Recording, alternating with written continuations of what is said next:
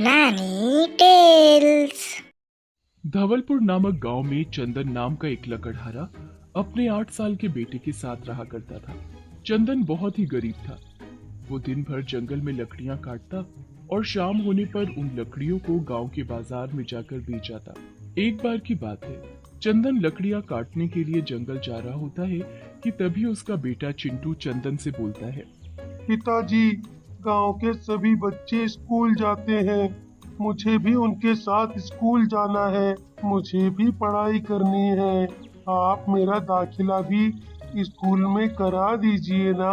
बेटा, मैं तो कब से तेरा दाखिला स्कूल में कराना चाहता हूँ, मगर क्या करूँ, लकड़ियाँ बेचकर भी मैं इतने पैसे नहीं इकट्ठा कर पाता हूँ कि तुझे स्कूल भेज सकूँ। तो ठीक है, जब तक आप मेरा दाखिला स्कूल में नहीं करा देते, तब तक मैं आपके साथ जंगल जाकर लकड़ियाँ काटने में आपकी मदद करूँगा। नहीं नहीं बेटा, मैं तुम्हें अपने साथ जंगल में नहीं ले जा सकता। अगर किसी जंगली जानवर ने तुझ पर हमला कर दिया तो फिर मेरा क्या होगा? और वैसे भी तेरे सिवा इस दुनिया में मेरा है कौन? चिंटू अपने पिताजी की बात नहीं सुनता और उनके साथ जंगल में जाने की जिद करने लगता है। ठीक है बाबा, ठीक है, तू भी मेरे साथ जंगल चल, पर जंगल में जरा होशियार रहना, ठीक है? ऐसे बोलकर चंदन अपने बेटे चिंटू को जंगल में अपने साथ ले चलता है और वहां जाकर चंदन लकड़ियां काटने लगता है। चिंटू लकड़ियां इकट्ठा करने में अपने पिताजी की मदद करता है। इस तरह से चिंटू भी रोज अपने पिताजी के साथ जंगल जाया करता और लकड़ियां काटने में उनकी मदद कराया करता। एक दिन जब चंदन जंगल में लकड़ियां काट रहा होता है तो वो अपने बेटे चिंटू से बोलता है। बेटा चिंटू, आज बहुत धूप है, ऐसा करो तुम उस पेड़ के नीचे जाकर बैठ जाओ, मैं भी जल्दी से लकड़ियां काट लेता हूँ। चिंटू सामने वाले पेड़ के नीचे जाकर बैठ जाता है और एक लकड़ी के टुकड़े से मिट्टी में गड्ढा खोदने लगता है। तभी उस गड्ढे में से एक सोने का सिक्का मिलता है, जिसे वो अपने पिताजी को दिखाता है। फिर चंदन उसी गड्ढे को और गहरा करने लगता है तो उसे उसमें से कुछ और सोने के सिक्के मिलते हैं। अरे वाह पिताजी, हमारे तो मजे आ गए। देखो तो ये सोने के सिक्के कैसे चमचमा रहे हैं। फिर चंदन और चिंटू सिक्के लेकर घर आ जाते हैं और उन सिक्कों को बेचकर वो भी अमीर हो जाते हैं। पिताजी, अब तो हम बहुत पैसे वाले हो गए हैं। अब तो आपको जंगल जाकर लकड़ियां काटने की भी जरूरत नहीं है। नहीं बेटा, मैं एक लकड़हारा हूँ और मैं लकड़ियां काटना नहीं छोड़ सकता। ऐसे बोलकर चंदन और चिंटू दोनों लकड़ियां काटने जंगल जाते हैं। तभी चंदन का बड़ा भाई मोहन और उसकी पत्नी नेहा चंदन के घर आते हैं और चंदन के घर को देखकर उन दोनों की आंखें फटी की फटी रह जाती हैं। अजी, ये चंदन रातों रात इतना पैसे वाला कैसे हो गया? एक दिन था इसके घर में खाने के भी लाले पड़े हुए थे और आज देखो तो जरा, इसके घर की तो रूपरेखा ही बदल गई। अरे जरा जाकर पूछो तो सही उससे कि आखिर ये चमत्कार हुआ तो हुआ कैसे?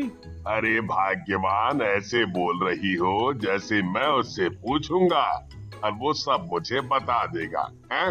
अरे छोटा भाई है आपका, अगर ना बताए तो दो रखना उसके कान के नीचे, फिर देखना कैसे कुछ नहीं बकता वो।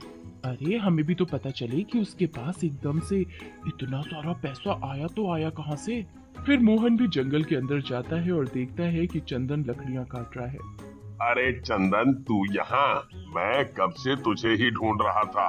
अरे चंदन, एक बात तो बता, मेरे पास आखिर इतने पैसे कहाँ से आए जो तू इतना अमीर बन गया है? मगर चंदन मोहन को सोने के सिक्के वाली बात नहीं बताता और लकड़ियां काटने लगता है। मोहन गुस्से में आकर चंदन से उसकी कुल्हाड़ी छीन लेता है। तो तू ऐसे नहीं बताएगा, रुक, अभी मैं तुझे तेरी ही कुल्हाड़ी से काट देता हूँ। या तो तू मुझे बता कि तेरे पास इतने पैसे कहाँ से आए, नहीं तो मैं तुझे और तेरे बेटे को काट कर इसी पेड़ पर लटका दूंगा। चंदन के कुछ ना बताने पर मोहन गुस्से में आकर चंदन और चिंटू को कुल्हाड़ी से मारकर उन दोनों को पेड़ से लटका देता है और वहां से भाग जाता है। मरने के बाद चंदन और चिंटू दोनों एक डरावने भूत बन जाते हैं और उसी पेड़ पर रहने लगते हैं। एक दिन पिंटू नाम का एक आदमी उसी जंगल से निकलकर जा रहा होता है कि तभी उसे पेड़ के ऊपर से किसी बच्चे के हंसने की आवाज। पिंटू जैसे ही उस पेड़ के ऊपर देखता है तो उसे पेड़ पर झूलता हुआ एक डरावना बच्चा दिखाई देता है। वो जैसे ही अपनी जान बचाकर वहां से भागने की कोशिश करता है कि तभी एक डरावना भूत उसका गला पकड़ लेता है और उसे मार कर खा जाता है। आए दिन जंगल में इस तरह से लोगों के मरने से पूरे गांव में हड़कंप मच जाता है। अरे सरपंच जी कछु करिए, नहीं तो वो भूत एक दिन हम सभी को मार डालेगा। हाँ सच में उस पेड़ पर रहने वाले भूत और उसके बच्चे ने तो हम गांव वालों का जीना हराम कर रखा है। क्या किया जाए कि वो भूत और उसका बच्चा इस जंगल से चले जाएं। ऐसा बोलकर सभी गांव वाले अपने अपने घरों में चले जाते हैं। इस बात को कुछ दिन बीत जाते हैं और सभी गांव वाले अब उस जंगल के रास्ते से आना जाना बंद कर देते हैं। एक रात जंगल में पेड़ के ऊपर चंदन भूत अपने बेटे चिंटू से बोलता है, इन सभी गांव वालों को क्या हो गया है? कई दिनों से एक भी गांव वाला इस जंगल के रास्ते से नहीं गुजरा है। हाँ पिताजी आप सही बोल रहे हो। पिताजी मुझे तो बहुत भूख लगने लगी है। भूख तो मुझे भी लगी है। अरे अगर ये गांव वाले इस जंगल के रास्ते से नहीं निकलते तो क्या हुआ? तो क्यों ना हम दोनों ही गांव चलें? हाँ पिताजी ये तो बहुत ही अच्छा रहेगा। फिर वो दोनों हवा में उड़ते हुए गांव की तरफ जाते हैं। गांव में कुछ लोग खड़े होकर आपस में बातें कर रहे होते हैं कि तभी उनकी नजर भूत और उसके बच्चे पर पड़ती है। अरे मर गए, ये पेड़ पर रहने वाला भूत और उसका बच्चा तो हवा में उड़ते हुए हमारे गांव की तरफ ही आ रहे हैं। अरे सभी को अपनी जान प्यारी है तो जल्दी भागो यहाँ से। फिर सभी गांव वाले भूत से डरकर इधर उधर भागने लगते हैं। अरे मुझसे बचकर कहाँ जाओगे? फिर भूत गगन को पकड़ लेता है और फिर भूत और उसका बेटा गगन को मारकर खा जाते हैं और वापस जंगल में जाकर पेड़ पर बैठ जाते हैं। भूत के जाते ही सभी गांव वाले इकट्ठा हो जाते हैं और सरपंच जी से बोलते हैं, सरपंच जी कछु कीजिए। अरे अब तो ये कमबख्त भूत और उसका बेटा हमारे गांव में भी घुस आए हैं। जरा देखो तो बेचारे गगन का क्या हाल कर दिया है उस भूत ने।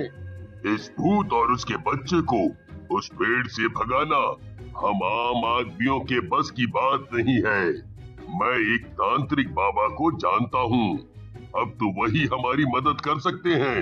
फिर सरपंच जी तांत्रिक बाबा को बुलवाते हैं और उन्हें सारी बात बताते हैं। फिर सरपंच जी गांव के कुछ लोगों को और तांत्रिक बाबा को जंगल के अंदर ले जाते हैं। यही है वो पेड़ जिस पर भूत और उसका बच्चा रहता है। तांत्रिक बाबा मंत्रों की ताकत से भूत और उसके बच्चे को बुलाता है। अच्छा तो ये है वो भूत जिसने गांव वालों का जीना हराम कर रखा है। फिर तांत्रिक बाबा मंत्र पढ़ना शुरू करते हैं और अपने झोले से भभूत निकालकर भूत पर फेंकते हैं। अरे ओ तांत्रिक, ये क्या कर रहा है तू? लगता है तुझे अपनी जान प्यारी नहीं है जो तू यहाँ मरने के लिए चला आया है।